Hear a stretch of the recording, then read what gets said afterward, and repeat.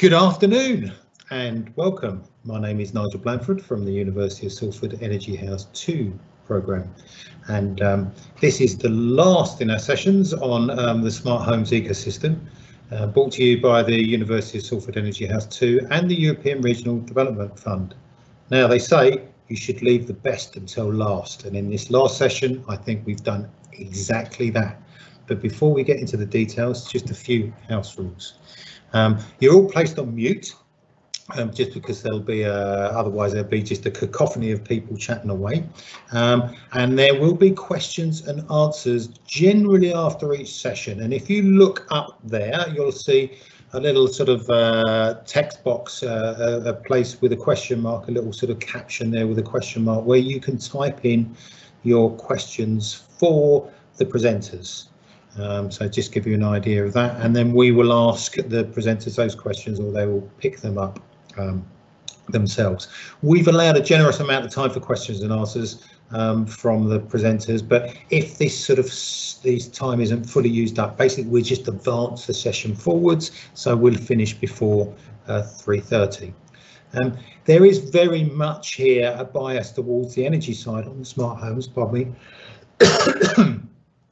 but that's because that's where our expertise lies. But you can transfer these skills to not just the energy side, any part of the smart homes ecosystem. Please be patient. This is our first attempt at a webinar series online, and it's particularly interesting because this time we have presenters that will be live streaming in from Portugal in 2 different locations, so this will be very new for us. So these webinars are brought to you by, like I say, the European Regional Development Fund and the University of Salford. We are here to assist Greater Manchester SMEs. Those of you from outside of Greater Manchester have those to thank for these sessions, and having attended these webinars, they'll have the opportunity to potentially be in the position to use our facilities to research and test their products and services at zero cost. If you are a company outside of Greater Manchester, you're welcome to have your products tested by us, but this will be on a commercial basis. So without further ado, what we'll do, final point, there'll be a small comfort break at the midpoint. You will have been emailed the rooms to go into, but at that time, the sort of 15-minute break, we will put up a holding slide and have the URLs written on there as well. Before we go into this session here, you will see on that question thing, so if you go up to the question and answer box, you will see that there has been some published questions here, and these are a URL to a site, a email and username, and a password which you can cut and paste in, so this can be used in this session coming up. So what do we expect from this session? Well, this first session we have is from Critical Software, talking about the smart homes ecosystem and home energy management systems. Jose Figueiredo is a software engineer with a master's in software and computing engineering. He's worked for and ended up heading for many years an engineering department that's developed hardware and software technologies for the smart metering industry. He has in-depth understanding of communication protocols and its full stack implementation. He's also participated actively in the development and launch of broadband IoT technologies such as NB IoT. More recently, at Critical Software, Jose has led several R&D projects for the UK's smart metering implementation programme, of which Connector X project is part of. Now, it's not just Jose doing that. We also have Doega Farinha, I think I pronounced his name correctly. So he has a master's degree in electrotechnical engineering with a major in control and industrial electronics. During his master's degree, he made research of signal processing applied to EMG signals to integrate on the assistive robotic hand orthosis controlled with EMG. So without further ado, I will hand over to Jose. Thank you. You need to unmute, Jose. That's it. Yeah. Yep. Hi guys. Just warn me when the presentation is up.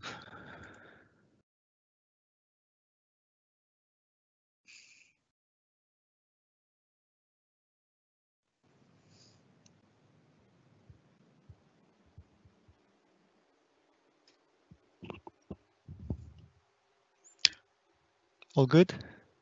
Visible? Okay.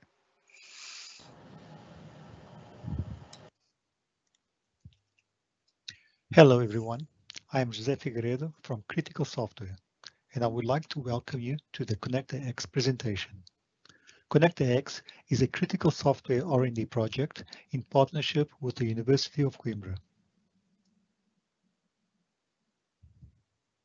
Presently, in many smart homes, we have two distinct sets of smart technologies. One set of smart home technologies is all those systems that are monitored and controlled by the home user, such as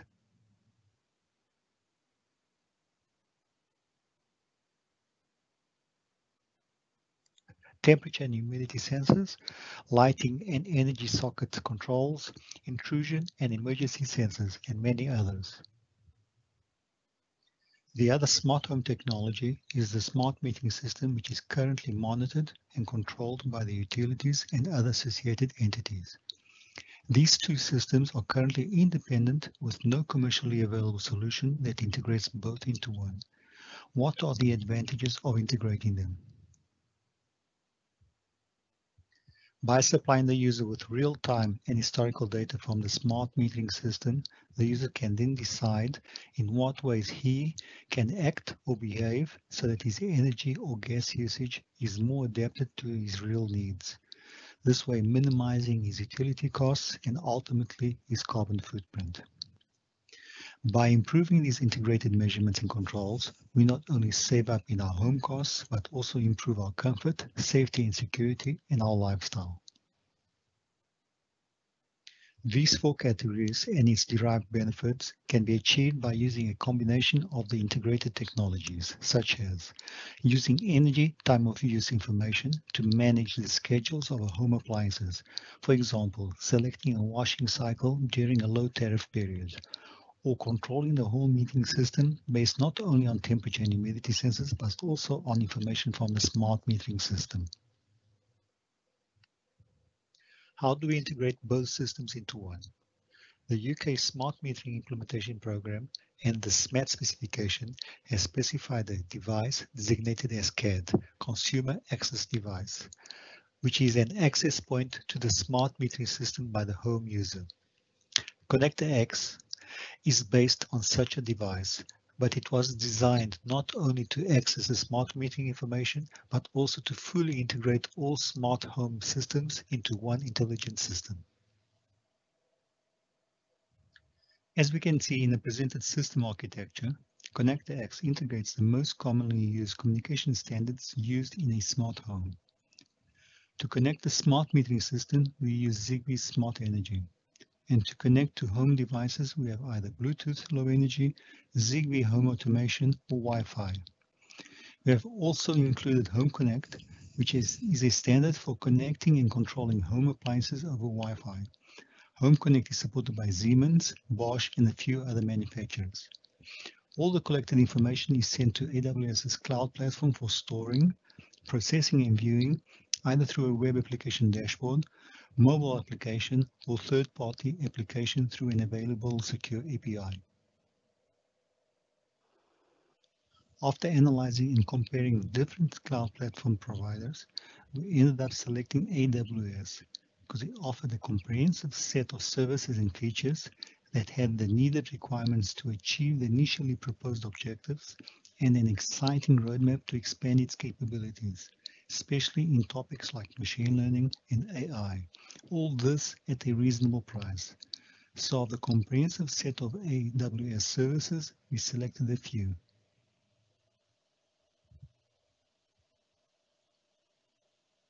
For the back-end entry point, we use AWS IoT Core, which offers a secure and scalable connection based on MQTT and digital certificates.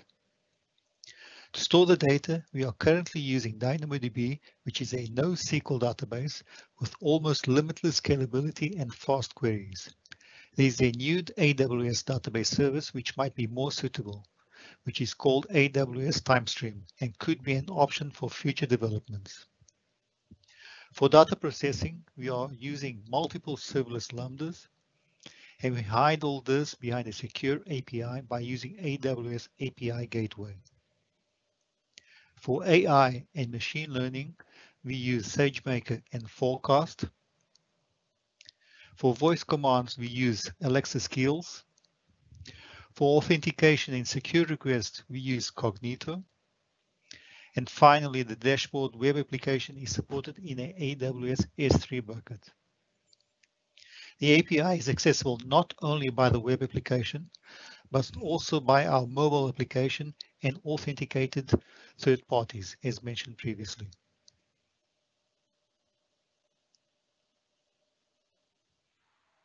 For the user interface, we developed a web application and a mobile application. Being an R&D project with limited time and budget, we opted by including for the time being some features on one of the platforms, but not on both, with the objective of presenting the full system's capabilities. For example, we have included Home Connect and Forecast on the mobile application, but currently not on the web application. Nevertheless, both platforms have three distinct sections. The first section is focused on the smart metering data, where we can view meter information, real-time data, charts with instantaneous readings, and historical data. We can also view the meter's current tariff calendar. The second section is focused on the smart home devices, where we can scan, add, and manage the devices, view instantaneous readings, control different actuators, and schedule multiple automatic tasks. The third and last section is for viewing and controlling home appliances. As previously mentioned, ConnectorX has fully integrated Home Connect, and all available features are accessible through ConnectorX's API. Besides using the common API, we can also schedule multiple automatic tasks for these appliances, as we did for smart devices, a feature unique to ConnectorX. By collecting all this data in an AWS database, we can then apply different AI and machine learning models by using AWS SageMaker and Forecast, so that you can predict future energy usage, identify appliances by their digital signature, detect anomalies, and ultimately feedback information to the ConnectorX to help its autonomous decision-making.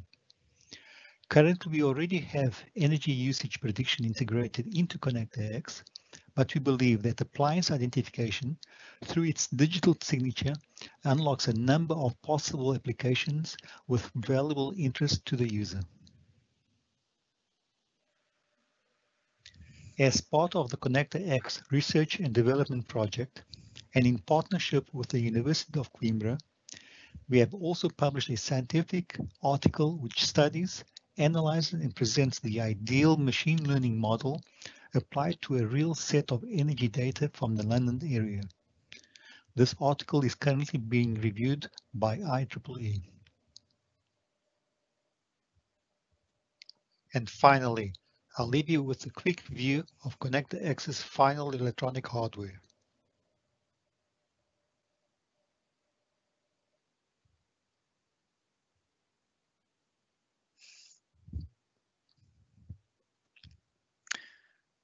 Okay, before moving on to a demonstration, are there any questions in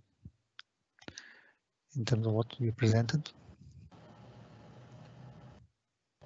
So just to recap, if you have got any questions, if you look up again up there into the top there, you see the caption box with a question mark. You'll need to type any of your questions into there if you want to get them answered.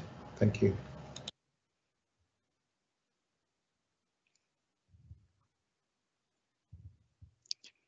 Just wait a few minutes before moving on to the live demo.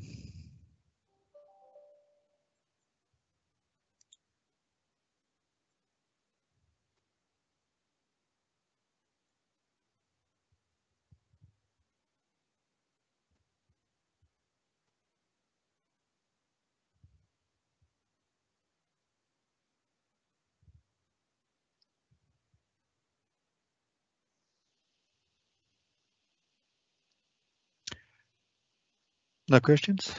Maybe we can move on to the live demo. Nigel, what do you think? Yeah, move on. There are no questions. Okay, probably at the end. Okay, so I'm going to share just a second.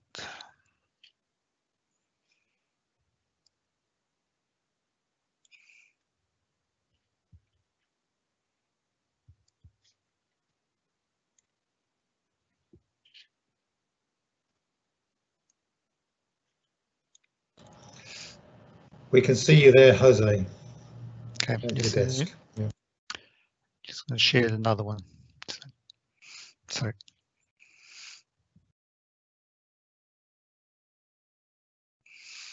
Can you all view the desktop? Okay.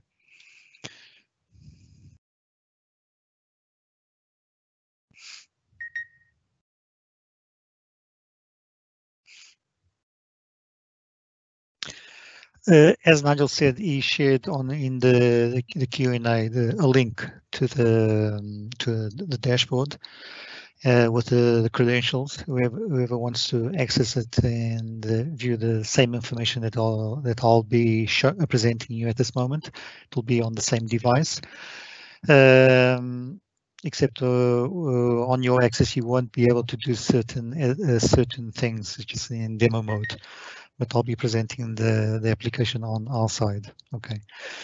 So as I mentioned in the presentation, we have several sections, different sections. I'll be presenting first of all the web application with the applicable sections of the web application, and then we'll move on to Diogo, so they can present the mobile application and a few other features for like Alexa, for example. Okay. But for now, inside the web application, in the main screen, we start off by presenting the metering data. Before I go on, I'm not sure if I'm on a camera or not, just to show what we have in view. Just because we have a panel here with the meter, with the sensors, and with the Bluetooth sensor and the Bluetooth light with the device, and we also have a home connect coffee machine from Siemens, which we'll be using in this demo. So the metering data that we are viewing here in terms of the information and the meter real-time data is from this meter on this panel, and it's reading, and this reading, the acquisition readings are being acquired every minute and sent to AWS for your viewing. So what can we see? We can see all the data from the meter that is available through the SMETS2 meter as defined for for UK. Basically, total energies, active power, the pricing, the monthly consumption, weekly consumption, and so on. We also collect the instantaneous values from the meter, and we send them every minute to the cloud, so we can see the instantaneous consumption every minute. With historical data, we can see the historical the consumption, for example, for yesterday and the day before, and so on. So it's all kept in AWS Cloud for future viewing. And we also have the meter historical data. The meters stores some of this data, but we store all the data in the AWS Cloud, so we can view many months and years back in terms of information. We have, for example, all the day consumption, the total consumptions in terms of energy and cost. The weekly consumptions, there was a period the meter was off, so that's why there's an empty slot here. And the monthly consumptions in terms of energy and cost. We can also retrieve from the meter the meter's tariff calendar. You can see what's the specific prices and the periods of the day where the price is applied to, and if there are special days, for example, holidays with different pricings and so on. So we can have an understanding of exactly how our meter is set up, specifically for the UK in this case. Okay. The next section is for home devices, sensors, actuators, and so on. We have a sensor section here. At this moment, we are viewing the sensor. It's a temperature and humidity sensor. It's also sending every minute the information to the dashboard, to AWS and to the dashboard. It refreshes the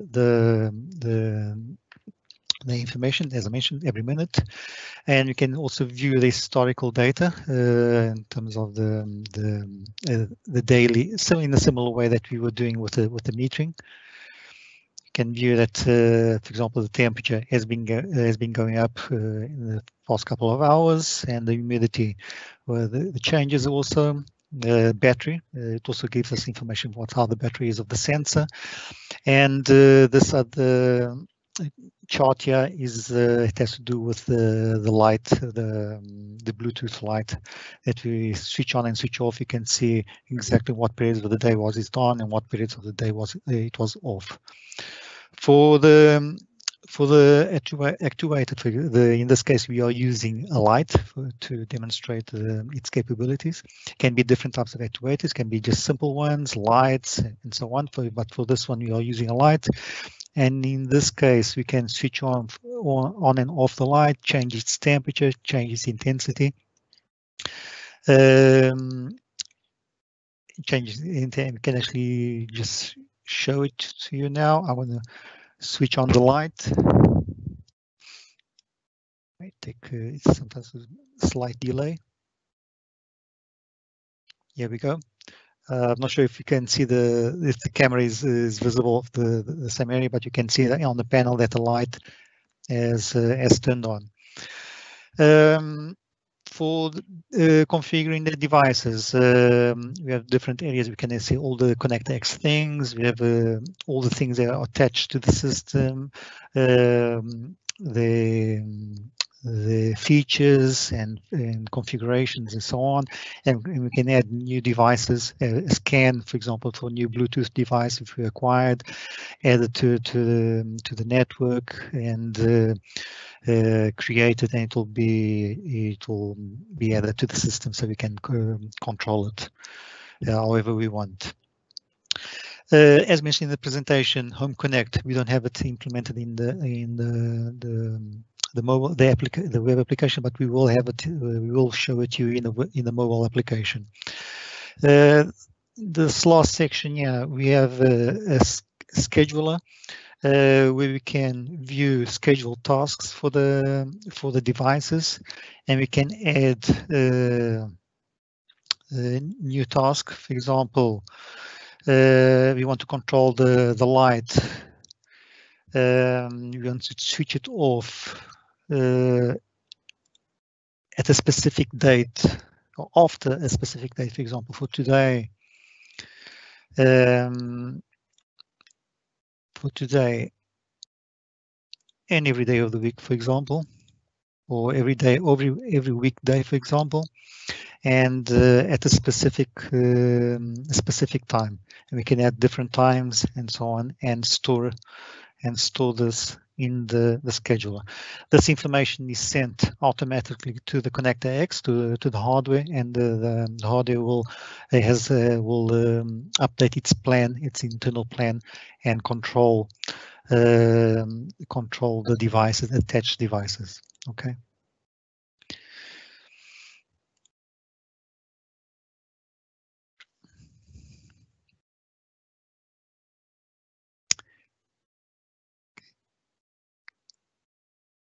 just check something. Yeah, I didn't configure anything. It was a past date, so it doesn't show up because it's refreshed the app. For 11 o'clock, it's already past 11, so it didn't show up. Yeah, just go back here quickly to add again, and I'll add a future date for today.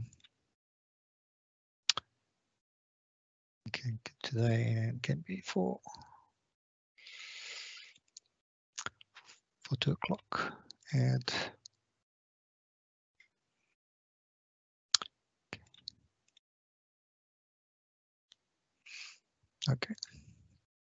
Okay, here we go. And it calculates what's the next settings for the day, and it sends it to the connector X, as I mentioned. Okay, from the web application, this is what we currently have. Okay, I'll pass on now to Diogo. He'll show what else can we do in the mobile application. Basically, can do everything that I showed you, but he'll show you viewed by the mobile application and a few other features that we haven't integrated into web application. Okay, so passing on now to Diogo.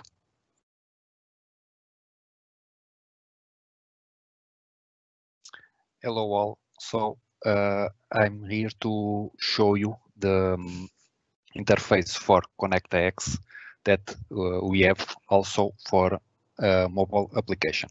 So I will share the cell phone.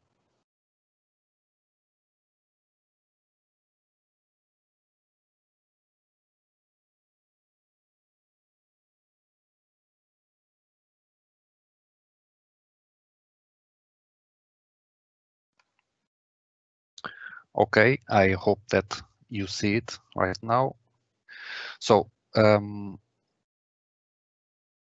as Jose said before, we have pretty much the same features that we have on web application. So we have the meter information, for example, where we can see the related meter data, the ConnectX ID, for example, serial number of the meter, and our customer ID. We have a calendar also. This calendar, as Jose said before, shows the prices for each moment of the day or of the week, same as the web application.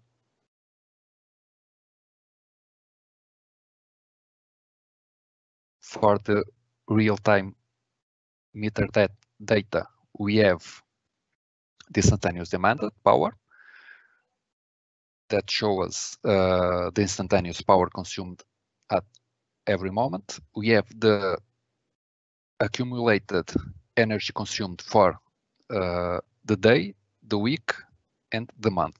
And as you can see, we have also the consumption and a target that we aim to not reach, that is generated with the forecast. So is the previewed energy consumption for this day, the forecasted energy for this day. The same for the week and the same for the month. And we have here also the chart with the instantaneous power consumption for the selected period.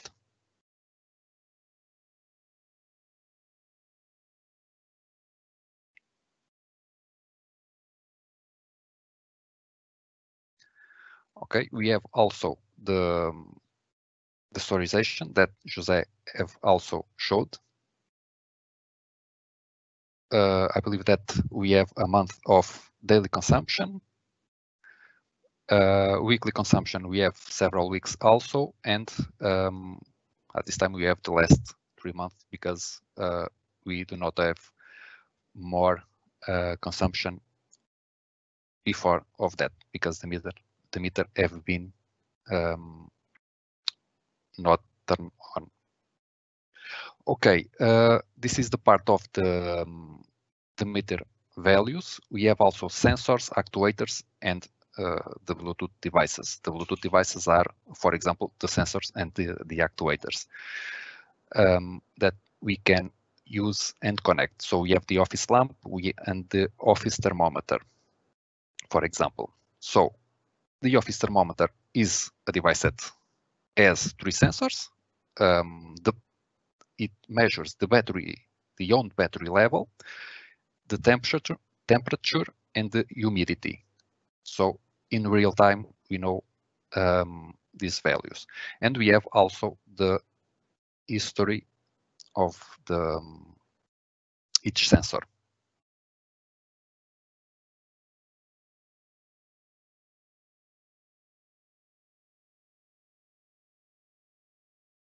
Okay, I believe that it's the same data that we can find on web application. The same for the other, for example, for the humidity.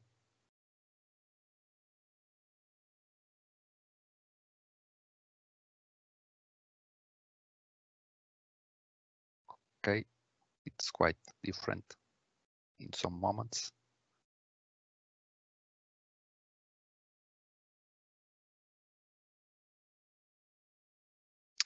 Okay, and for the actuators, we have the lamp that José has also shown. We can, this lamp allows us to change the intensity of the luminosity and the temperature of the color. Okay, so we can turn on and turn off the lamp. We can also schedule an action to the lamp. In this case, to turn on or turn off, we can turn on, for example.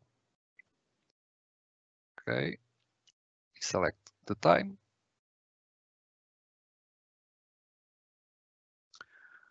And we have also the periodicity. So we can do it for once time.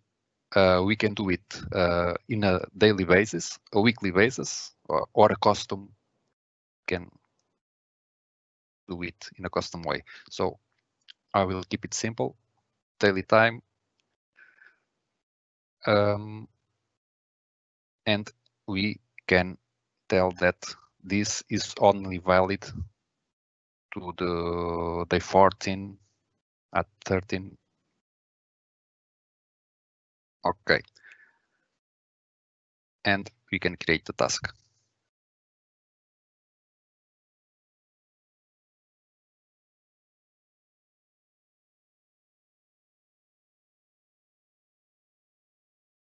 Okay, now I believe that if we see we have already 2 tasks, the one that I've just created and the one that José created before.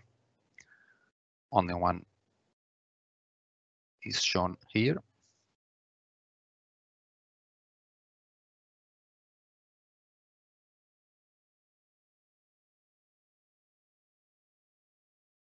Okay, something happened.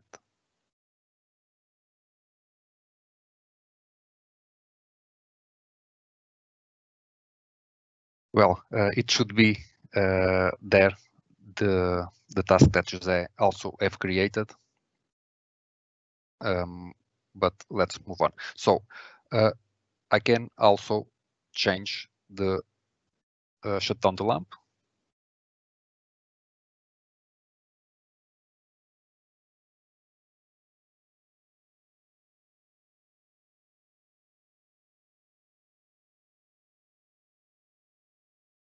Okay, and it has turned off. I don't know if it has been seen. Okay.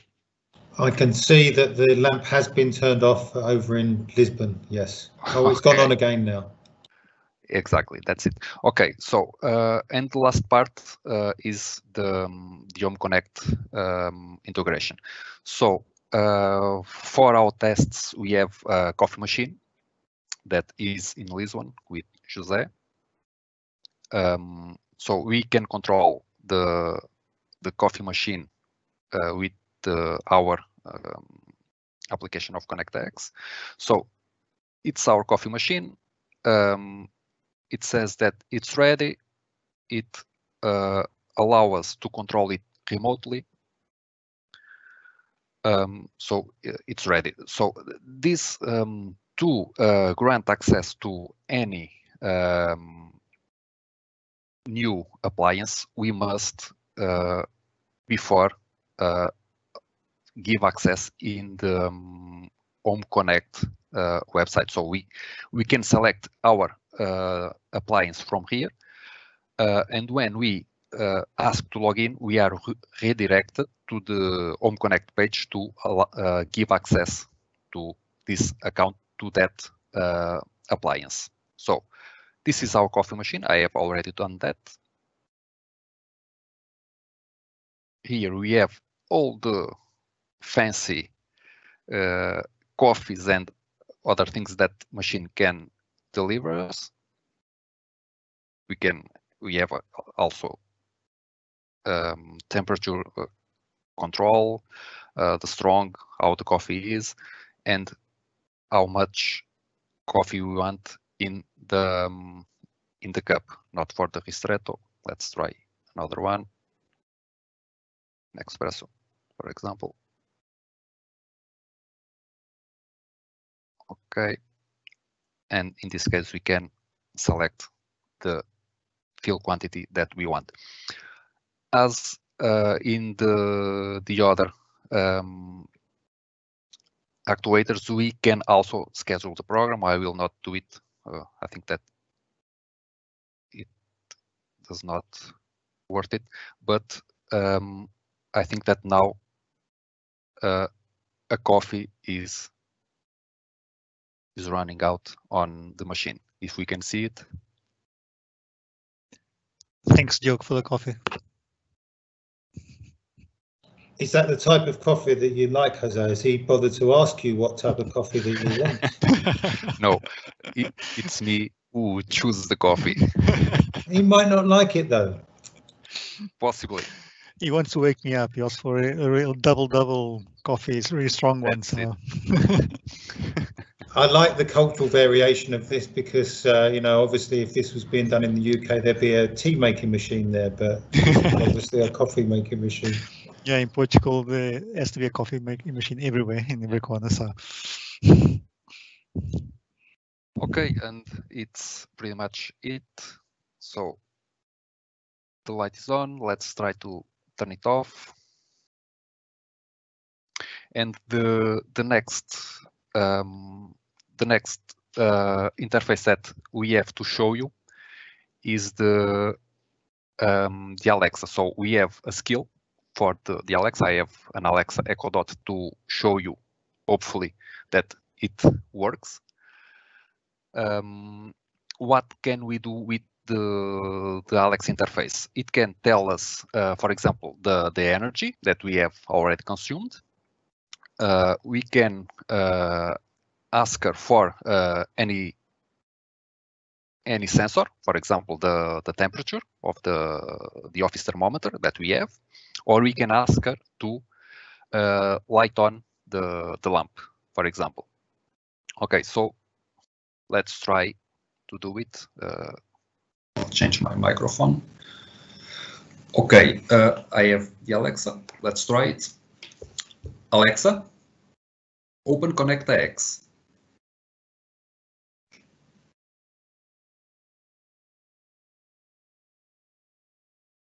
Welcome to the Connecta X. How can I help you?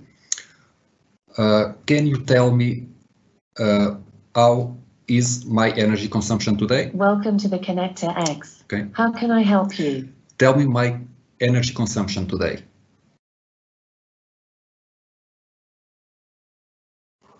Alexa, open Connecta X. Welcome to the Connecta X. How can I help you? Tell me my energy consumption today. You have already consumed 0.176 kilowatt hour today. Can you tell me the battery level of the office thermometer? I'm sorry. I'm not able to find the office thermometer device. Alexa, open Connecta X. You consume 0.176 kilowatt hour today. Okay. Okay, thank you. Let's try it again. Alexa, open Connector X.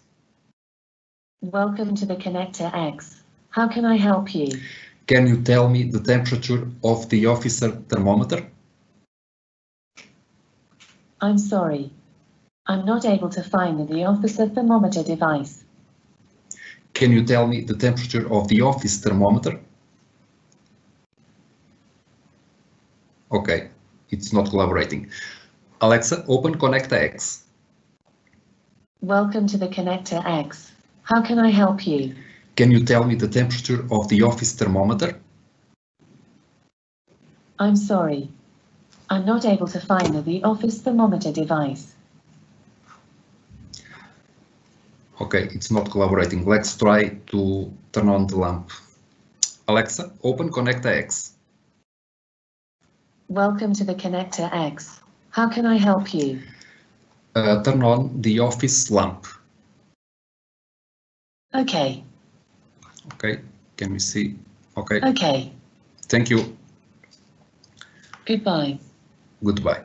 So we can pretty much do all that we can do, or all that we can see in the other interfaces. We can do it also with the Alexa. And that's it. Alexa sometimes is very picky in terms of the words, sometimes when you complicate things. But yeah, she has some. Yeah. Okay, guys. Nigel, at least what we had present, we have presented questions. I can So see we do have a questions. couple of questions there. So if you want to have a look at those, Jose, and answer those. Mm-hmm. Raj is asking. Okay. Just a second.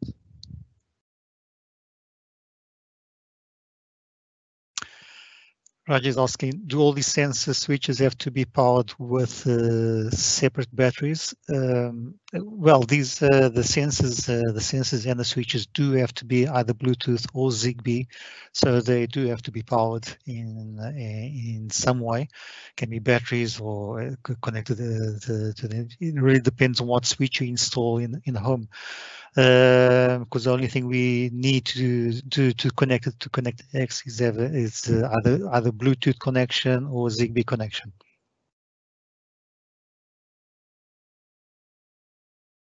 Not sure if I answered the question. If there any other question, Raj? Okay. Anyone else for any questions? I thought Yanis, did you have any questions at all?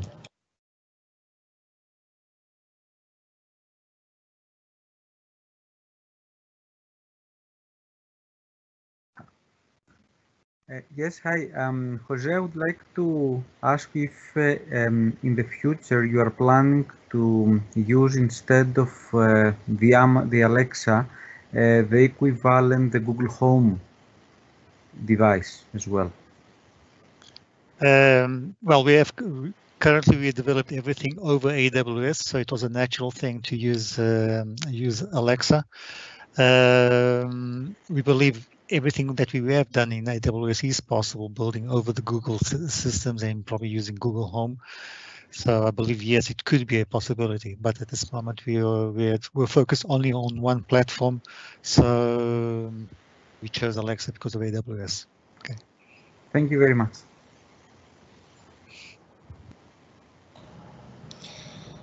Any more questions out there? Yeah, we've got another one coming from Raj here.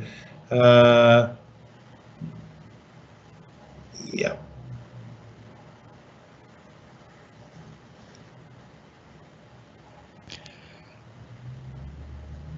Yeah, I think this is something about things being self-powered, isn't it? So I know that, for example, I have a thermostat that controls my heating systems, and currently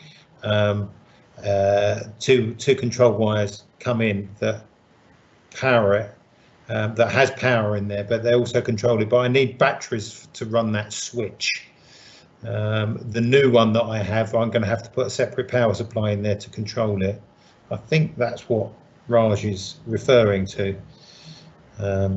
Yeah, I guess like, as I mentioned, to connect any device to the connector X, it has to be one of these communication systems: Bluetooth, Wi-Fi, Zigbee, any of these. So you would need some device compatible for one of these communication protocols or communication platforms to be able to connect it to connector X.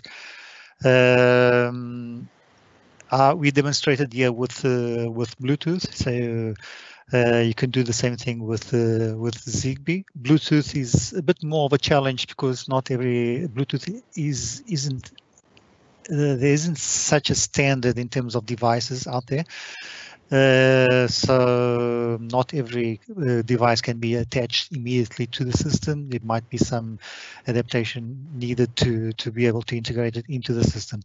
Zigbee home automation is already more of a standard, so possibly any device can be attached with more clarity in terms of what we can do with the device. Bluetooth is more complicated because the lack of standard, let's say, in terms of home devices. But we do need some communications to be able to reach the system. Okay. Any more questions out there? I will do my usual sort of countdown here on a 3, a 2, and a 1. Okay, we'll assume there are no more questions. So at this stage, I'd like to thank very much Jose and Diogo from Critical Software and for demonstrating the ConnectX system. We've now got the, we're now going to put a holding slide on and go straight into the comfort break. We'll have a slightly longer comfort break just to give everyone a bit of time. This is the last one. We want to meet in the meeting rooms. You have direct links there and also will be shown on the holding slides. We will come back at 13:45. So that's over 15 minutes, a little longer than usual, but we will see you back here at 13:45. Thank you very much.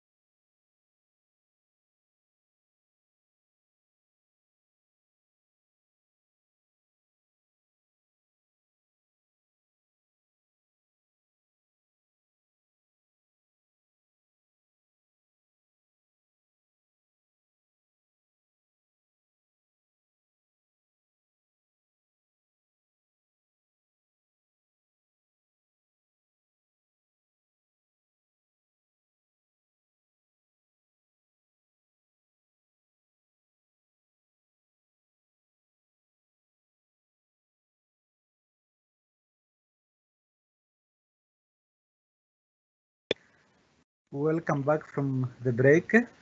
We are now moving on our last presentation, which will be delivered by Felix Ryan, who is the director of YGHT, which is the abbreviation for You Gotta Hack That. And Felix will present to us the cybersecurity aspect of the smart home ecosystem. A few things about Felix. Felix started a part-time MSc in software and system security at the University of Oxford and moved to become a junior penetration tester at a growing security consultancy. There he was given a wide range of opportunities, including gaining soft consultancy skills as an ISO 27001 lead auditor, a PCI QSA, and gained a distinction in his degree. After rising through the ranks to acting team manager, he then became a freelance consultant penetration tester. Today, Felix finds satisfaction working with any organization interested in pushing themselves to do better. In addition to his professional work, Felix is a keen contributor to the information security community. He produces and publishes tools, has presented at conferences, and has co-authored chapters published by the British Computer Society in conjunction with CREST, the industry's governing body. Thank you very much. Felix. Hello. Wow, I always find those sorts of introductions really, I don't know, it makes me feel nervous because it makes me sound better than I feel like I am most of the time. But anyway, hello everyone, good to speak to you all. And Yanis is right, I've been doing this for a long time. Can I just check, Yanis, can you see my presentation? Is it full screen? Wonderful, thank you very much. In that case, so who am I? So yeah, I'm Felix. I'm a penetration tester. Authorized hacker is a better name for it.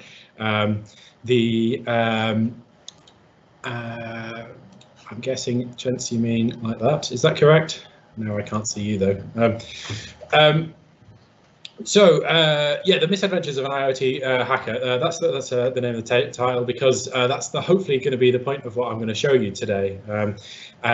So I'm deeply a geek. I've been doing programming and such like that since I was about 7 years old, and I've had a lot of fun along the way. The company is going quite well. We're starting to grow and having some fun doing lots of IoT stuff this year. So just as a summary of what we're going to talk about, so like kind of a why bother about attacking IoT devices, because clearly this is you know, it's a very specific niche, and there's plenty of other targets, so why bother? And then a discussion about why it's a bit different dealing with IoT versus normal infrastructure, and then a bit of a rundown into some of the tactics and techniques that you might well come across with physical attacks and with radio frequency based attacks or RF attacks, and then finally Q&A. Why bother? There's loads of reasons, and to be honest with you, the reasons are there's so many different motivations and what have you that we're not going to cover them all. The fact is that the whole concept of having IoT is very different to normal computing, in that you actually give people a device and they are given it to take into their own homes.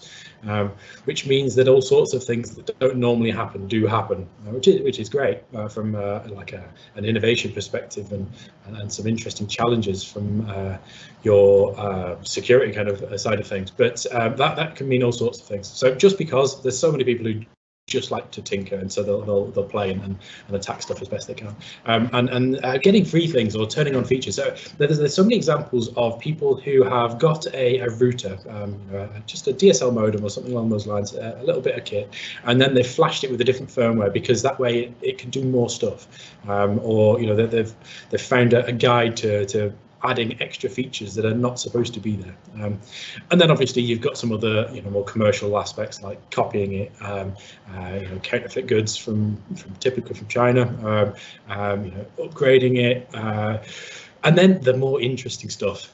So here, and these are kind of things that are very specific to IoT, is using it to attack someone else. we'll talk about that one again in a bit, but there's all sorts of things you can do when you've got thousands, if not hundreds of thousands of little tiny computers spread out across the world. And then hold the user to ransom. The whole concept of ransomware is very much there, and there's some wonderful little cartoons about fridges that say, well, I'm not going to let you eat anything out of the fridge until you pay me 1 Bitcoin, which at today's price would be a very, very expensive meal. And then the actual kind of the bit that most people think of when you talk about hacking IoT and what nefarious things you can do with it. I think I have.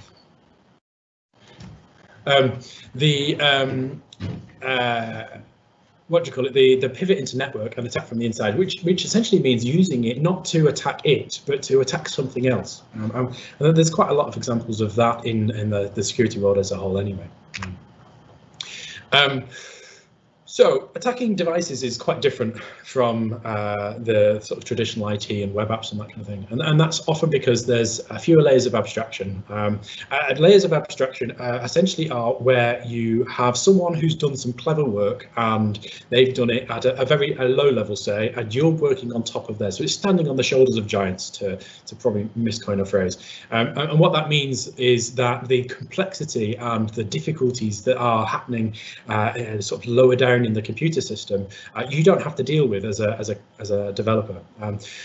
In normal IT systems and the stuff that we deal with every day as ordinary users, we've got loads of levels of abstraction because Windows is very complex and there's drivers and ultimately all the way down to ones and zeros being electrical signals, and we don't have to worry about any of that. So there's lots of layers of abstraction, but because of the nature of some of these devices and the fact that they do physical things, or just the fact that they're constrained in terms of their processing power or anything along those lines, the layers of abstraction are taken away, because that way you don't have to have such powerful devices. And the side effect of some of that is that a lot of the, I guess, polish and protective mechanisms that are in place on normal computers just don't exist. They tend to be quite compute intensive in some form or another, so they're just removed. And attacking them clearly then requires a very deep level of knowledge for the inner working of computers, and not necessarily to the physics level, what happens if I send an electron here type level, but just slightly above that. There's also a huge number of areas to attack. The high level objectives then for attacking an IoT device or system is that you can attack the cloud. That's the obvious thing, is most of these IoT services are services rather than just the device. You look at Alexas or Philips Hue lights. They're all designed so that they connect to a cloud service, which then you connect an app to on your smartphone, or you go to a website to control it, and that's fine, but that's the kind of the traditional bit. The attacking the device is far more interesting from my perspective. It's the stuff I study quite a lot of now and do for my customers. But the other bits that people think about sometimes is using one to attack the other. So using an IoT device, say a Philips Hue light, and then being able to do something with that which then has an impact on the wider cloud, whether that just be a way of gaining remote code execution, so attacking and the ultimate goal of access to that cloud, or whether it's just denial of service or something a little less involved and a little less complex. And the other thing that people don't tend to think about is actually taking one device and then attacking other devices using it. So part of my work involves dealing with customers who have IoT projects that they come to me and say, we've got this and we need some help with it. Whether that be a researcher has done some analysis already and that they've got scared or something else. But one of the things that came up a little while ago was a device which was designed for offices and industrial locations, and it was related to looking after people's cars. I can't unfortunately name it because that would be unfair, but their device was it was possible to take the contents of one of the devices and then from that engineer a method to access all of the other of the same devices around the world that these guys have deployed. So that becomes quite scary, because then how do you know it's happening as a manager or operator of the cloud service and IoT platform? So what are the attack surfaces? There are loads. These are just a few of the radio frequency based ones. So Wi-Fi is obvious, and Bluetooth and so on, but there's more interesting ones that are specific to IoT. So things like Zigbee and Z-Wave and LoRaWAN and 6LoWPAN even, they are variations on a theme, and they're all supposed to be for low power devices, short messages on the most part, and they're designed for use by people by devices with batteries as well as full-fledged computers. A lot of them have other qualities as well, like meshing, so you can have a very large array of devices across a big geographical area, and they'll all be able to talk to each other because they will pass on messages. So some lovely qualities there, but that just introduces complexity, which then inevitably introduces security problems. And then there's non-radio frequency wireless technologies. So infrared ports, microphones, cameras, heat and pressure stuff, all of these other things that you can't physically connect to, but you can have an interface with. You can impact a microphone. There's been some beautiful research recently about smartphones and microphones, and being able to trigger the smart assistant on a smartphone by using a laser and pointing at that microphone to then be able to make it think that it's receiving an audible signal, and therefore be able to attack the phone by doing that. It's wonderful, very esoteric, I guess, bits of kit, but that's the idea. So there's all sorts of things. A lot of that tends to be very high academia based stuff, so the lasers on microphone stuff is not very mainstream at the moment, but it's definitely out there. It's definitely exciting. And the number of things that have cameras then use that information not to show you an image, but to then analyze what's going on around them is staggering. I mean, the obvious one is things like Tesla vehicles, because they have dozens of cameras on them. But the ability to send the camera images that are fake, they're not a real surround, and the car to believe what it can see is actually quite prevalent at the moment, and it's part of the whole automated vehicle thing, and it's starting to get there, but it's not easy. Can I just shut in there when it was just going to have a little bit of a bear with me there. No worries at all. Let's go into. No. If you just go to share it again, Nigel, and go to share window, you should see his PowerPoint.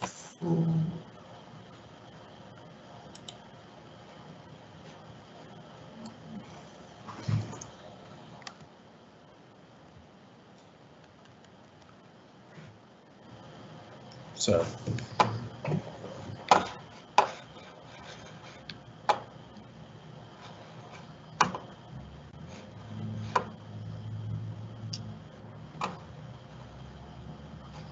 where's the mouse gone?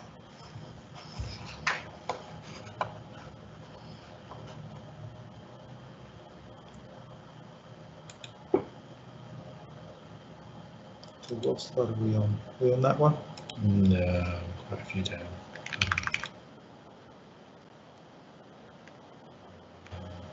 Down. Where are we going? Is it resume slideshow and then share it, or is that? Yeah, so then that. Yeah.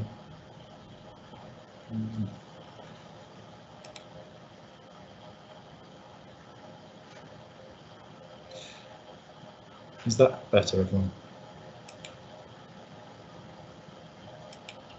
Yeah, that's correct. Is that better? Yeah. Yeah, that's fine now. Thank you, everyone. As you can imagine, as a hacker, I don't use Windows very much, so using this is new to me. I don't use it this way around. I tend to break into it. Okay, so yes, there we go. I've got control. Yes, we've covered the non-RF wireless tech. So this one is the next slide, which is Exposed physical aspects. So a lot of IoT devices have USB ports, and they've got SD cards and Ethernet points and all sorts of other things. And there's some quite specific ones. ODB2 ports up there are for cars. And so actually there's quite a lot you can do just by plugging into those and then gaining access to whatever's on show. And that's great, because that gives you so much capability, so much flexibility as well from an attacking point of view. And then we've got the hidden physical aspect. So once you start tearing down a device, in fact I'll show you that later. The PCB test ports, JTAG, serial, and RS232, and all of those other bits and pieces. There's so many different variations on this, which means that you can have so much fun trying to extract information from the devices, but it's just such a huge attack surface. And then, of course, there's the microchips themselves. So, the items noted here are just a few of them, but you can do stuff, and we'll show you some of that shortly around how you can potentially start impacting processors and flash storage chips. And then obviously, if you can listen to the data being transmitted between one chip and another, then you can potentially extract vital information. You can start getting encryption keys, for example, is the classic option. Okay, so on top of all of that, that's all of the IoT specific bit, but on top of that you have the web applications, the smartphone apps, the cloud infrastructure, and all of the other guts that go with that. So clearly there's a lot there to deal with. So physical attackers, they really do happen. So there's the coined phrase, the evil maid or the evil valet attacker, and essentially this is where you have somebody who's trusted and they have physical access to your equipment, and they do something like plug a device in and then have an impact. There'll be some automated fashion which allows it to very quickly have an impact there. The evil valet is kind of a variation on the evil maid, in that it's about cars. You don't necessarily even know the person, but you implicitly trust them and give them your car keys and let them drive off with your vehicle. Mirai is the name of a DDoS attack that happened back in 2016, and at the time it was by far the biggest denial of service attack that the internet had ever seen, at 620 gigabits. Now, keep in mind that most people's internet at home is about 10 megabits, I think is the average at the moment in the UK. So 620 gigabits is huge, and it's since been surpassed by quite a lot, but at the time it was massive, and that was based on I think it was something in the region of 180,000 IoT devices that were exposed to the internet. And each of those devices was used to then send traffic to a target, and it was controlled by an organised crime gang, I think, although that one might have been a nation state. There's certainly examples later on of nation states doing exactly the same thing, and they wanted to do various things, so it's a case of ransom or just simply taking down the researchers. There's one guy who I won't name, but he gets a lot of press. He's quite big in the information security space, and he's been attacked so many times, and the police have turned up falsely at his door so many times because of being a target of these things. But then there's also obviously hobbyists and researchers, people like me. So the options are just as prolific there within the IoT space as they are for traditional IT and tech. So, starting with physical attacks, where on earth do you start? And the answer here is kind of not the in quotes sexy side of hacking. It's an awful lot of background research and reading and looking and thinking that goes into these things. So open source intelligence gathering. Open source is basically anything on the internet. I mean, it kind of applies to everything, but that's what most people think of. And gathering all of that information together is kind of key. And that can be searching for things like FCC IDs because they have to be published, and that tends to include limited shots of the inside of devices, PCBs, that kind of thing. It doesn't always. But actually, once you crack open a device, then you can get properly started. I've got a note in there saying, what about an X-ray? And I have come across devices before now, which are they're capable of knowing when they have been opened, and they've therefore got like a tamper switch or something else similar in them. And what that means in practice is that they can, if they're clever enough, they can start to erase the firmware that's on there, or do something else to damage the kind of capabilities of an attacker from doing anything further. So I do know of people, and I've not had to do this yet, but I do know of people who first of all start by getting an X-ray. They literally go to their dentist where they've got an arrangement and get an X-ray of the device, and then start going, well, are there any switches that are touching the case? Is there anything else I need to know about before I start opening this up? But once you've got it opened up, you need a good magnifying glass and a notepad, and there's a couple of images just there of like my little monocle, which is 5 times magnification, and then you can see an image that's looking through it. It's not the greatest image, if I'm honest. It looks very different when you're using your eyeball, but the fact is that some of the writing on these chips is utterly tiny, and only by moving it around in the light and using magnification like that can you get to the point where you can actually see what's going on and start to follow the lines between circuitry and identify the chips. In multi-board devices, one of the really important things you need to do first is kind of identify the general purpose of a particular PCB.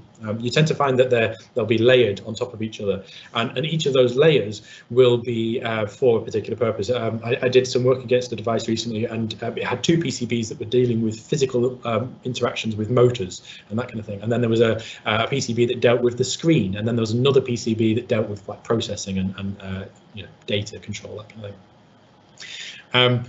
And then finally, chip manufacturers are the key thing. So once you identify the chips by reading the stuff off them or any other means, then actually finding the data sheets from the chips manufacturers is really important, because then you can see what the pinout is of each of those chips and then be able to do further work against them later on. So the new objective really for once you've opened up the device and identified chips and that kind of thing is getting copies of whatever the operating system is, and what that tends to mean is getting a copy of firmware when you're talking about resource constrained devices, and that IoT. And you can do that lots of different ways. So first of all, open source intelligence. Can you download the firmware from the vendor? You'll be surprised at how many companies simply upload it to the internet and you can download a copy and away you go. And it'll either be encrypted badly or not encrypted at all, and sometimes it's encrypted well, but that's not as common. It tends to be the bigger named products that do that.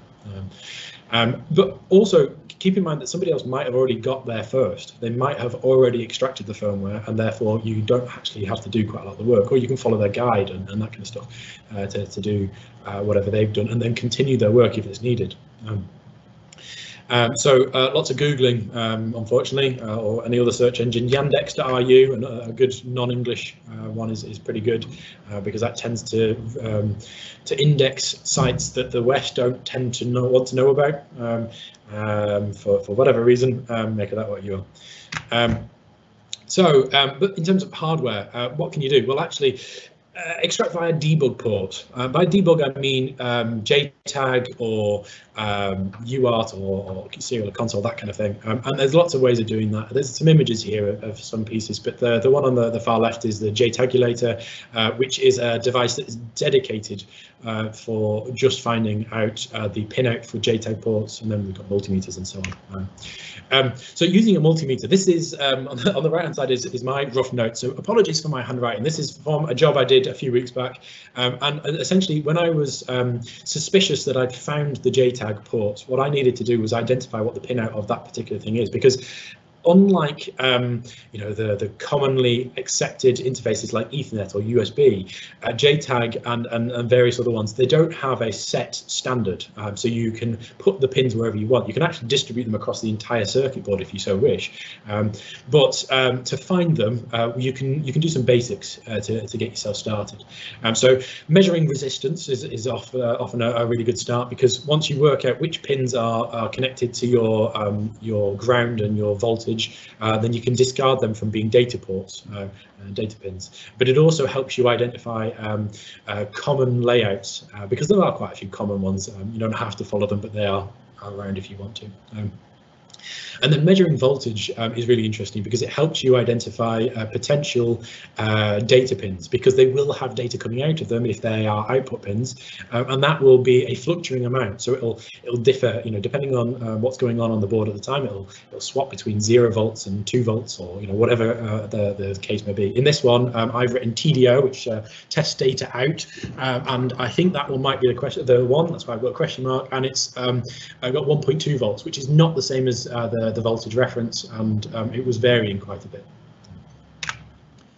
So using the JTagulator is very automated. This particular tool is really refined, and it's designed literally to do one job. It's a hardware device, and you plug it in and press the go button essentially, and it will give you an answer about which ports are which on a JTag or a suspected JTag pinout.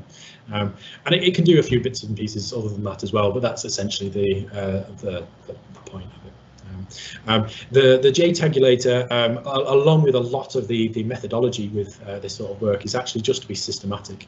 And so it systematically goes through all the possible options of all the pins that you've connected and goes, is this what I think it is, by doing some interaction with the chip on the other side. And if it comes up with something positive, then it records that and moves on. So then there's a few other bits and pieces, and I'm going to go into these in a bit more depth, but chip sucking, chip off, logic analyzers and integrated circuit programmers are key terms that we'll come to next. So this is a logic analyzer, and it's I'm not quite actually sure how you pronounce this. A lot of people call it the Sale. I've heard it called the Salile and all sorts of other things before now. But essentially, it is a raw, think oscilloscope, but on steroids.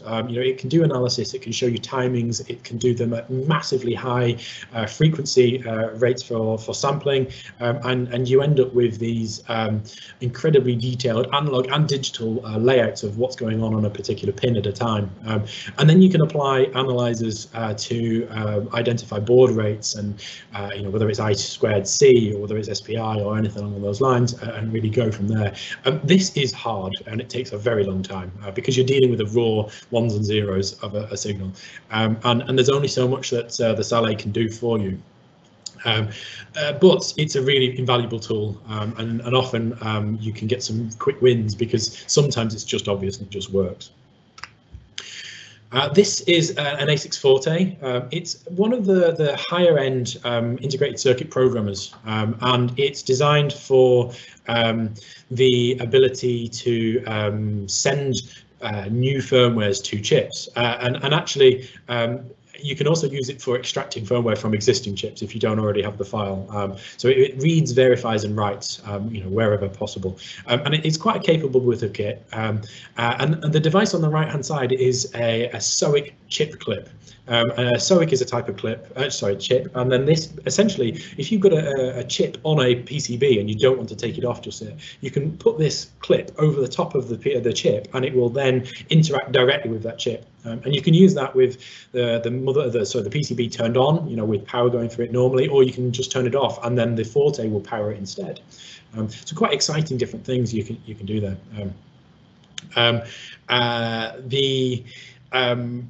Fact is that there's lots of different chip sucking capabilities out there, programmers out there, and the various different ones have different chips that it's aware of, and different ones that it can actually handle.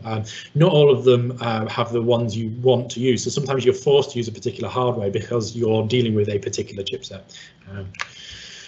And then it comes to chip off. So chip off is quite good fun, but it's actually a physical skill more than anything else. So removing the chips is literally what we're talking about here, and to do that you need to typically add solder to a PCB because it'll have been done by a machine and there won't be much there.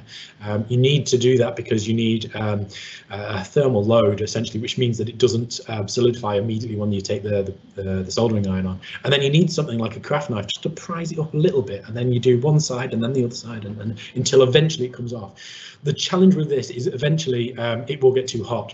So wherever possible, I try and stick little heat sinks on them and all sorts of things to try and to cool it down, but whilst leaving enough heat on the solder itself to melt it. I have broken so many chips doing this by just getting them too hot. It's quite difficult.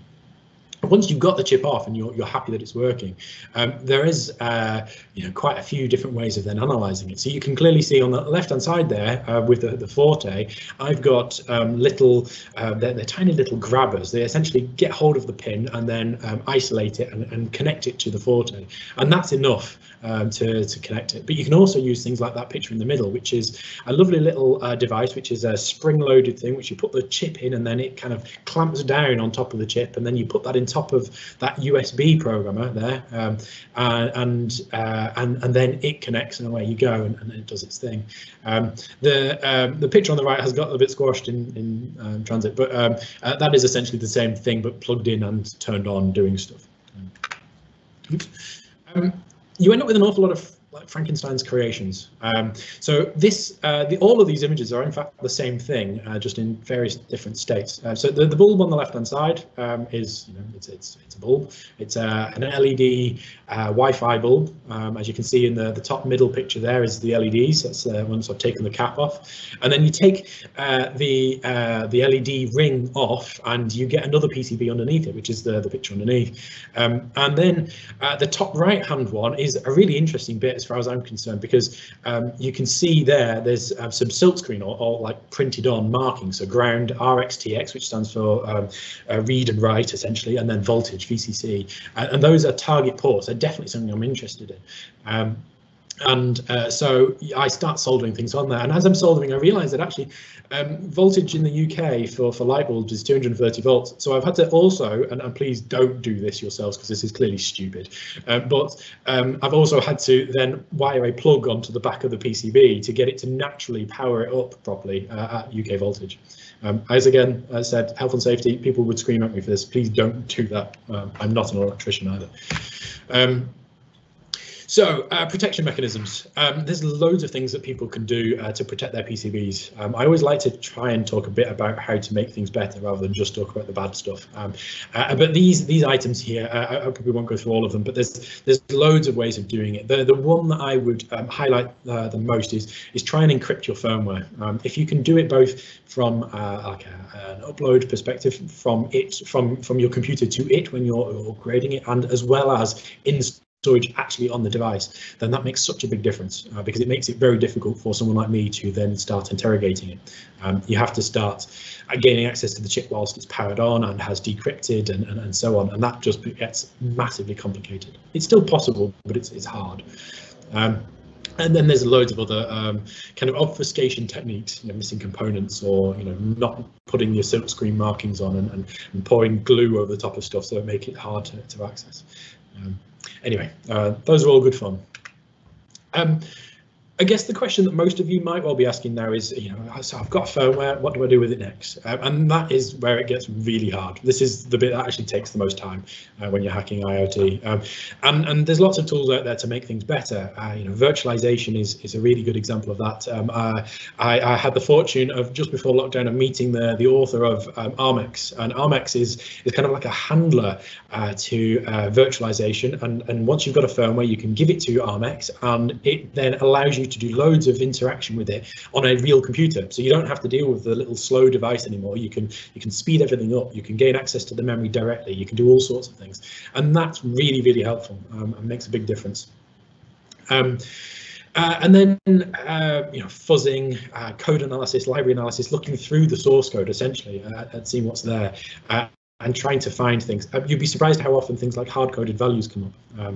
And then finally, you can add extras to the firmware, which means you can then put it back on the original IoT device and gain access to it and start executing commands inside the IoT device. That gets quite interesting because then suddenly you've got all sorts of other things going on. So that was all physical attacks. And now we're going to start looking at the radio frequency stuff. And by RF, I don't necessarily mean the mind-bogglingly physics stuff, because that's really hardcore. And yes, there's stuff you can do there and there, but actually each of these interesting protocols are less robust usually than the ones that we've using for a long time because they've not been around for that long. You know, they're also designed for resource constrained devices and that kind of stuff. So layer 2 and above is in that picture. It's the orange one and all the way up to the top. So layer 1 at the bottom, layer 7 at the top, and this is a theoretical model called the Aussie model. And essentially, if you can start doing things with layer 2 and above, then you've got a chance of having some interesting impacts. So the big questions when you're looking at RF is there any cryptography on the communication? If there is, that makes things, you know, somewhat more difficult, but not necessarily impossible. Can I listen to the content? So, you know, it's kind of a side question to the, is there crypto? If I can listen to the contents, then I can directly infer what the meaning is because I can see exactly what the contents of the message are. And then inferring meaning from transmissions that are encrypted. Just because they're encrypted doesn't mean that there's nothing that you can infer from it.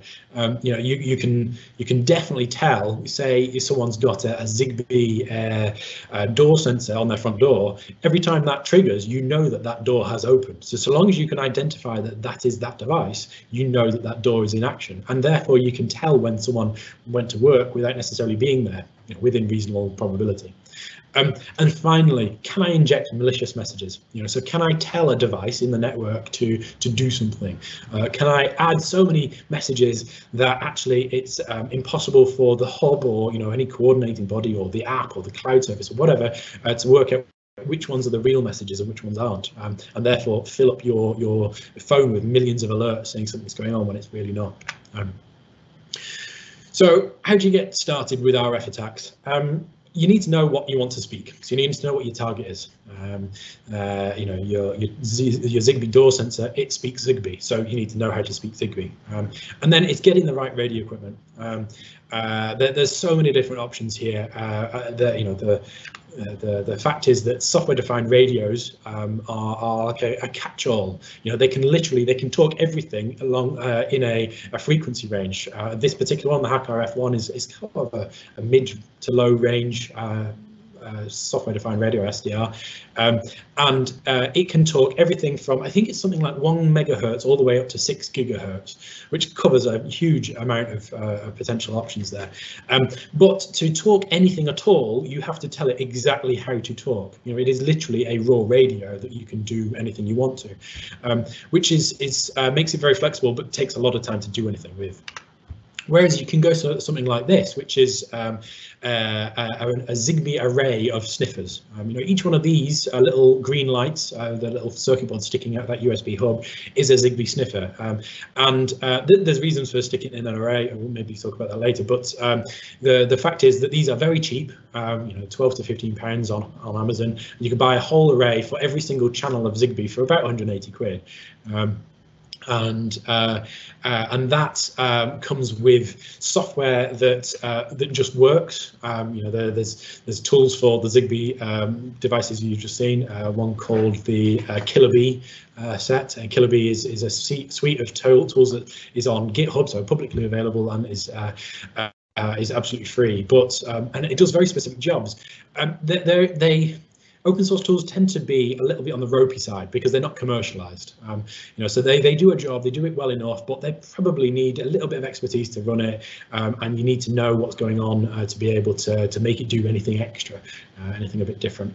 And to go with most of these tools, what you end up with from like the SDR or from those Zigbee sniffers is a packet dump.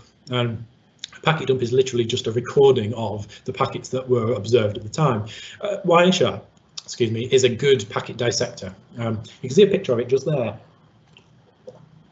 That one in that particular image is looking at TCP packets and HTTP packets, so normal network traffic, and that's not very exciting from my point of view. It's not very IoT, although there's bits of it there too. But those packets in the green section is literally line by line, that's a packet, and then you can see in the bottom half you can see the raw data, the hexadecimal data, and then the analysis in the middle there of, you know, what actually these bits and bytes mean. It's very, very interesting when you start looking at it in depth. Granted, you have to be fairly geeky to find that interesting. And then no one likes this bit, but reading the RFC, these documents are huge, but they are very specific, and they can often end up with an attacker's mindset revealing flaws within the protocol. So this particular RFC is for IPv6 over Bluetooth. So this is literally trying to send data via a computer, for a computer type network over Bluetooth.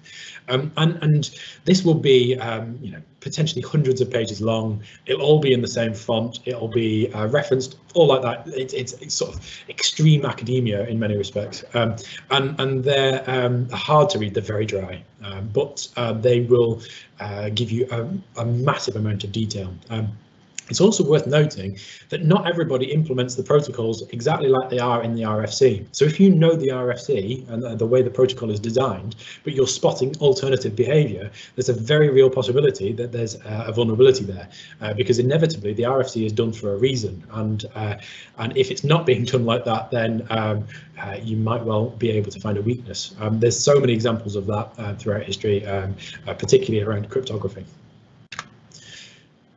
This is a picture of the Atom Homey, and it's a very spherical device. I'm going to try and show you my test one. This is something I've been playing with for a while, and I hope you can see this as well as the screen. This device is it's spherical, and it's a consumer grade bit of kit. And you can see there the lights on the edge of it, they glow, and in fact they glow and they move and they do different things depending on what you've told it to do. The inside Atom Homey is just a normal circuit board. This one is a nice and complex one, and you can see some interesting things straight away. The part in green is Z-Wave, and then you've got a piece towards the top, almost top left, which is the Zigbee antenna, and you've got those two spiral-looking things, which are various frequencies for normal.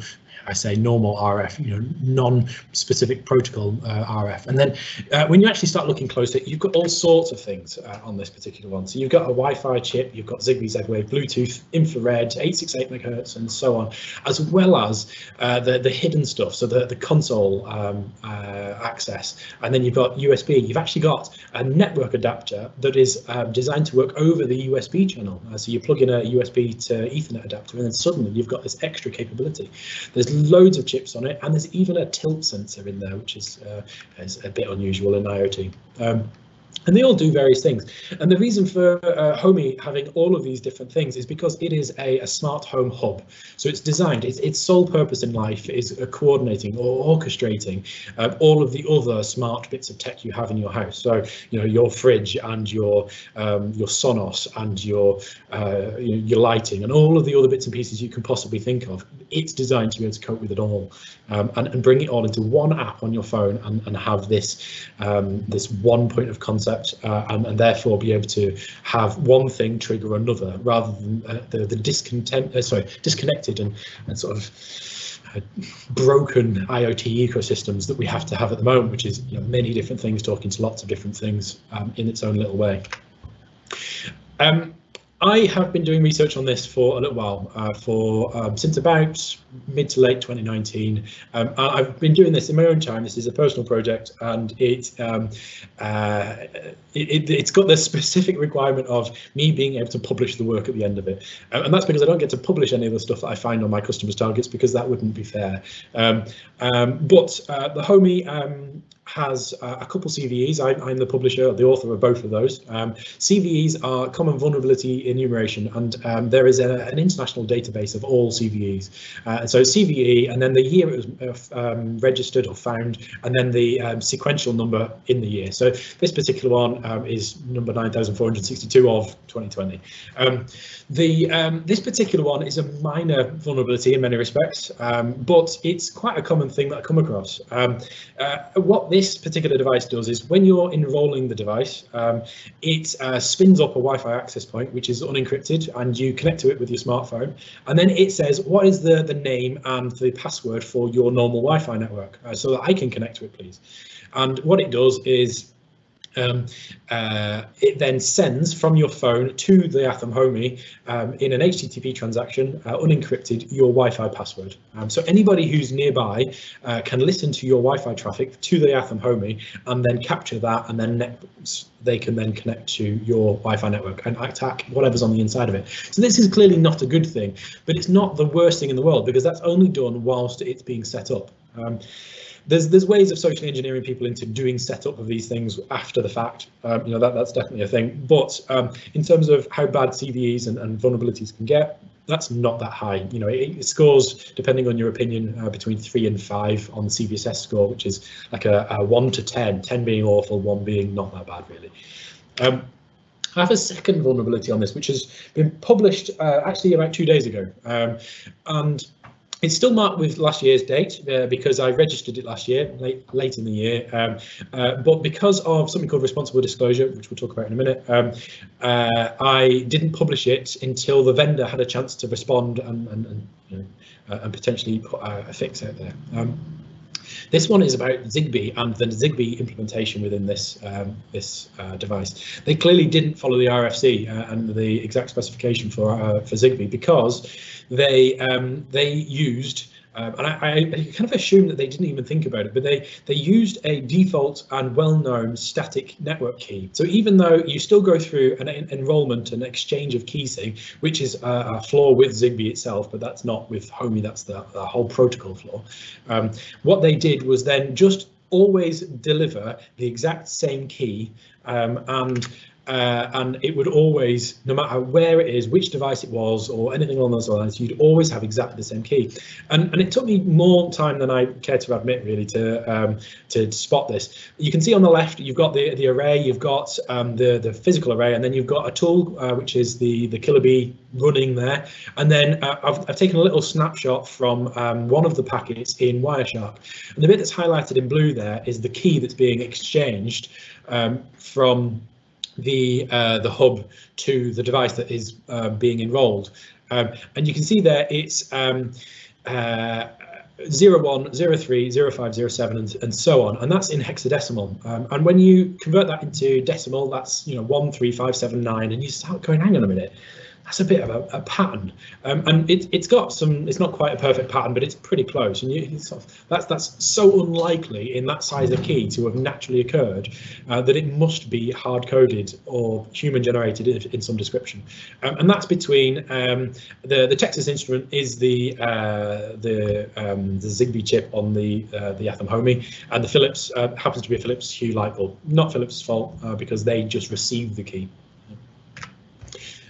Sorry, so I've reported this to the vendor to talk about responsible disclosure, and they typically have like 90 days is kind of the accepted norm to go away, make a fix, and then to implement a change. And you can negotiate that. There's nothing set in stone. But I've had several emails with my friendly support guy, and he told me within an hour of me emailing in that they had worked out what the problem was and that they were planning a fix. And then I think it was within 10 days they said that they had a fix in preparation. It was in testing phase. It was part of a much larger deployment, and they weren't 100% sure that they would get it deployed in time for the 90-day deadline. I've said, look, it doesn't matter to me if it's a few weeks later, so long as we've got an agreed deadline and it doesn't go too far.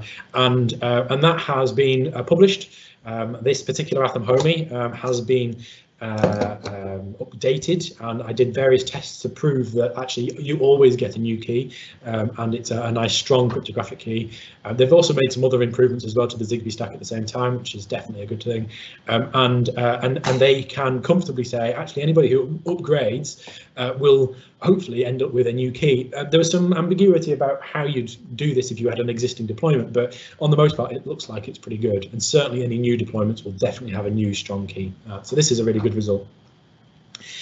I have various things I can show you guys if you're interested, in more depth, say if you wanted to look at the JTagular in more depth and that kind of stuff. So please do ask if you want to have a look, and I'll do a bit of a show and tell. I've got a giant antenna here with me, and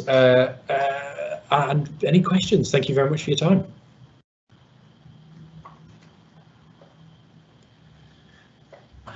So, Yanis, over to you.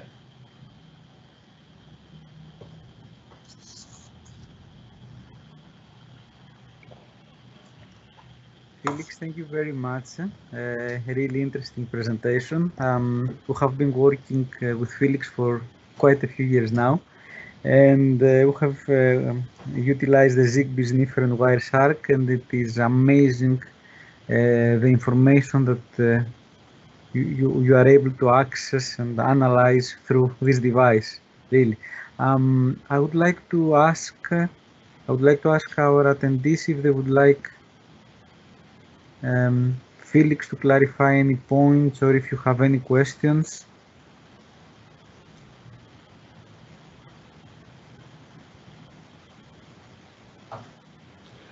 Hopefully the silence in the room means that I did a good enough job of explaining myself. Exactly.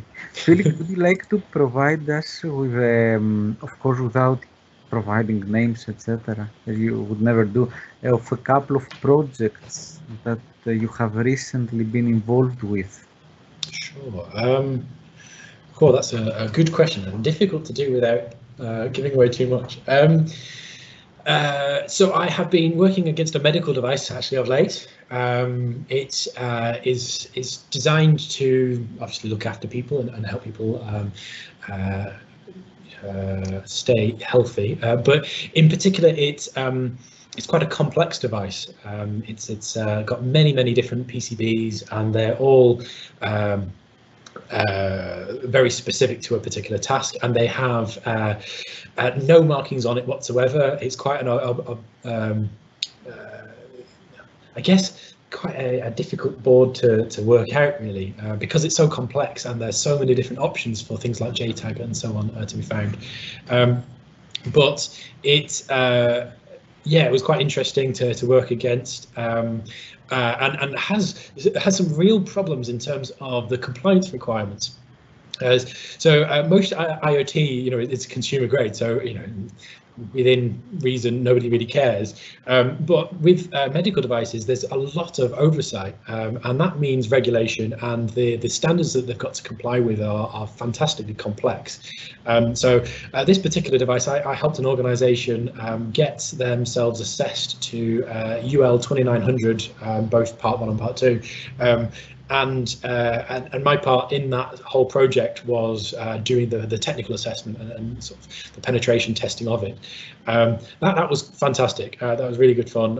And I think you know, there's definitely a push towards more of that. There's standards being developed in the EU for generic IoT. So there's an organisation called the Iot Security Foundation, and them in combination, I'm going to get this wrong now, I think it's them in combination with DCMS, which is one of the government departments in the UK, managed to get a standard produced, or a set of guidelines to start off with, and it's now becoming an EN standard for the minimum level of security for IoT devices.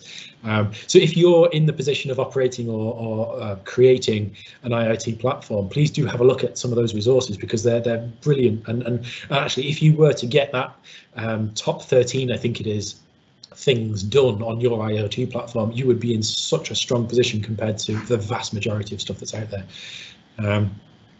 I don't half go through a lot of PCBs. If I'm given stuff, you know, like that medical device, I was given 5 of the devices in the end, and by the end of it, I will have destroyed probably all of them. You know, they tend to be fairly large projects and multi-phase ones. So that particular one, you know, you do a discovery phase for a few days, and then you do like a hardware teardown and trying to access all of those hidden console access, JTAG, all that kind of stuff, which might take a week or 2 weeks, depending on if it's really complicated. And then firmware analysis can be like a month's worth of work, you know, so sometimes it can be really big and complex. But other times it's you know, not that bad, but it's very exciting, very interesting. Does that help, Yanis? Absolutely, yes. Felix, also, would you like to, because now it is this massive initiative, almost well, not almost, in all European countries and in the stage of the smart cities. Would you like to us a few things about the cybersecurity aspect of the smart cities, because smart cities is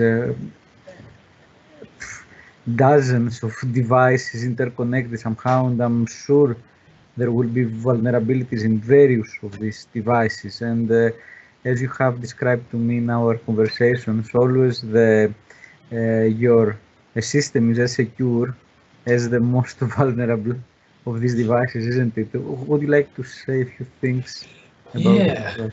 Yeah, sure. So the fact that smart cities exist at all is quite astounding to me, because you know, the possibility for it to go horribly wrong is so definitely out there. I think the fact that it hasn't done already is a sign of maybe that there's not that many bad people out there. Just an idea, but also possibly more relevant is that the barrier to entry to these things is actually very high. So you start looking at very simple electronics, and there are not that many people around who understand how the chips are actually put together, let alone how to take advantage of them. And so because of that, I think it's highly likely that we'll get to a point where people are starting to skill up. You know, you find outfits like my little boutique consultancy firm that are trying to specialize more and more in IoT, and that's because it's a growing place, and there's going to definitely be more and more problems in this space. But right now, it's fascinating that it's not been that big a deal. I think one of the areas of most interest to me, I'm involved in an automotive project and cybersecurity and hacking things like CAN bus and all sorts of things. And vehicle to X, or V2X, is fascinating, and that's because V2X is all about the vehicle interacting with stuff in its ambient environment. So, you know, traffic lights, street signs, and road markings, and all of those other bits and pieces, as well as embedded RF generating sensors within the road itself in different circumstances. There's been all sorts of stuff tried, and the whole idea of V2X is probably going to be the most prevalent or first most prevalent smart cities thing that kind of really hits the mainstream, in my opinion. And the reason I think that is because you know, everyone really has access to a car, whether it be an Uber or whether it be your own vehicle. And the major push, certainly by westernized governments to go towards electric vehicles, you know, goes hand in hand with some of those smart vehicle stuff. And you just have to look at things like Tesla's and the way that they're thinking about the future for them to recognize that they need to embed all of these bits of kit. There's already been multiple vehicle hacks, and most of those have been around a particular type of vehicle.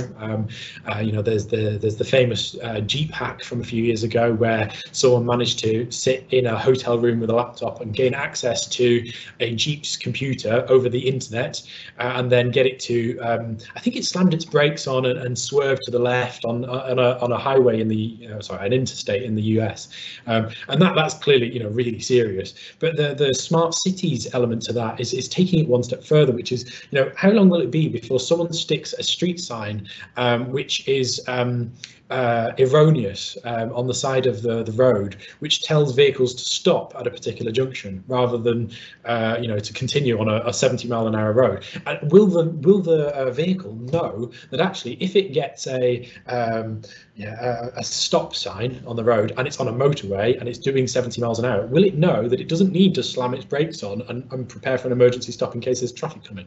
Or, you know, will it be clever enough? And the opposite applies as well. If someone's clever enough to have programmed that car to not respond to that sort of thing, that sort of environment, will it be clever enough to know when it is a real circumstance and it does need to slam its brakes on, which is the more important thing? Because in either way round, you can see the potential for, you know, a risk to life. So that's why I think it will be the most prevalent place for cybersecurity aspects to come into smart cities, because, you know, it will hit us all, hopefully not literally. Felix, thank you very much. for your response. Are there any other questions that you would like me to pass, Felix, before we finish? Cannot see any questions coming. So I would like to thank you all very much for attending the workshop. I hope that you found the workshop useful. It was, as Nigel has said, it is the first time that we ran this workshop online. The previous one was before the lockdown, so there was more interaction, etc. So excuses for any small issues or problems that we might had. We will try soon, as soon as possible, to convert all videos like in on-demand form and share them with you in case you have missed some of them. We would like to ask if you could contact us for feedback, and on behalf of all the Energy House labs, we would like to thank you very, very much for attending this workshop. Bye. Thanks.